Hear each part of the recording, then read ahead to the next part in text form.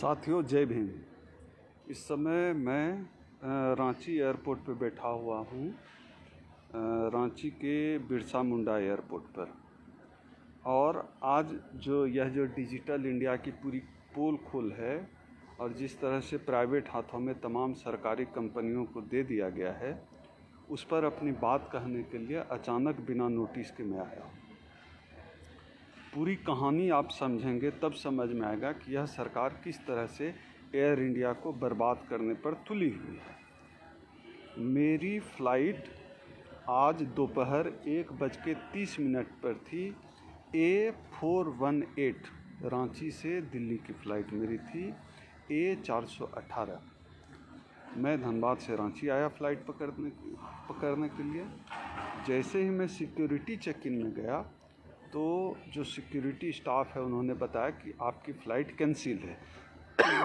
तो मैं कैंसिल समझ गया और उन्होंने कहा कि आप अब मैंने कहा फिर आगे क्या प्रोसेस है, तो वो बता रहे हैं कि आप अब चले जाइए एयर इंडिया के काउंटर पे। एयर इंडिया का काउंटर बंद है, अभी तक बंद है, मतलब 10-23 हो चुका है, एयर इंडिया का काउंटर बंद है। एयर इंडिया के काउंटर पे 10 बजे काउंटर खुलने का समय दिया हुआ, अब तक बंद है। जब ऐसी स्थिति हुई, मेरा दिल्ली जाना ज़रूरी था, मुझे कैंसिल बताया गया और एयर इंडिया का जो कस्टमर केयर नंबर है वो बंद बता रहा है, लग नहीं रहा है, जबकि लैंडलाइन का नंबर है वो लग नहीं रहा है, बंद बताया। उसके बाद मुझे चूँकि मेरे लिए दिल्ली जाना ज़रूरी है, मैंने अपने दोस्त अपने साथी बीरेंद्र से कहा कि दूसरा टिकट देखिए दिल्ली के लिए क्या है, क्योंकि मैं एयरपोर्ट पे खड़ा हूँ, अभी न कहीं जा सकते हैं न कहीं आ सकते हैं, तो दूसरा टिकट देखिए क्योंकि मेरा दिल्ली जाना ज़रूरी है।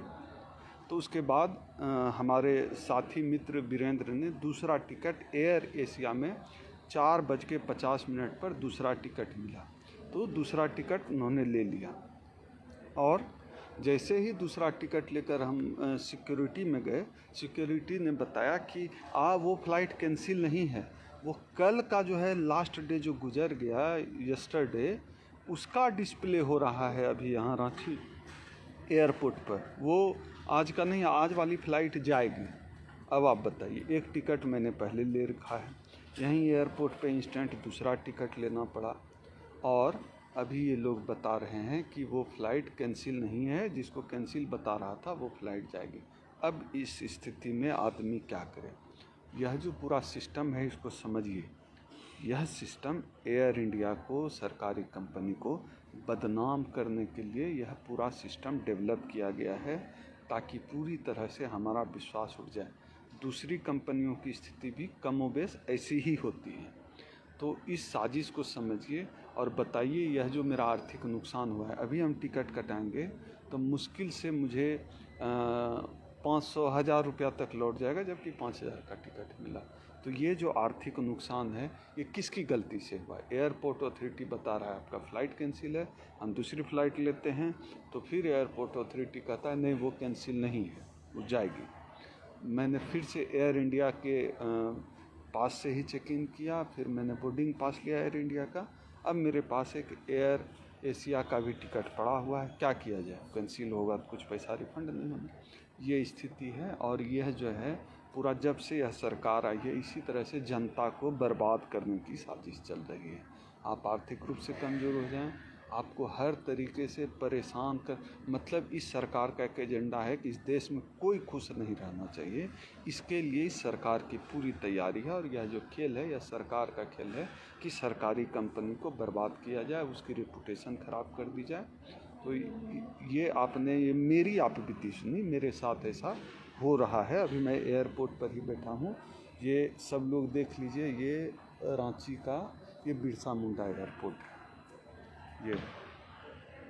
ये रांची का बिरसा मुंडा एयरपोर्ट है और यहाँ पे ये कहानी मेरे साथ हुई है। सचेत रहिए, इस सरकार को जानना चाहिए, क्योंकि इनसे न रेल चलता है, रेल बेच दिया, भेल चलता है। एयर इंडिया कभी सुना था कि ऐसा होता है कि फ़्लाइट 3 घंटे पहले बोले कि कैंसिल है, फिर कहे कि न जाएगी? क्या है, ऑटो चल रहा है क्या सड़क पे? ये स्थिति कोई नहीं, देखते रहिए। ये हमारा नया भारत है, न्यू इंडिया है, ऐसे ही चलेगा।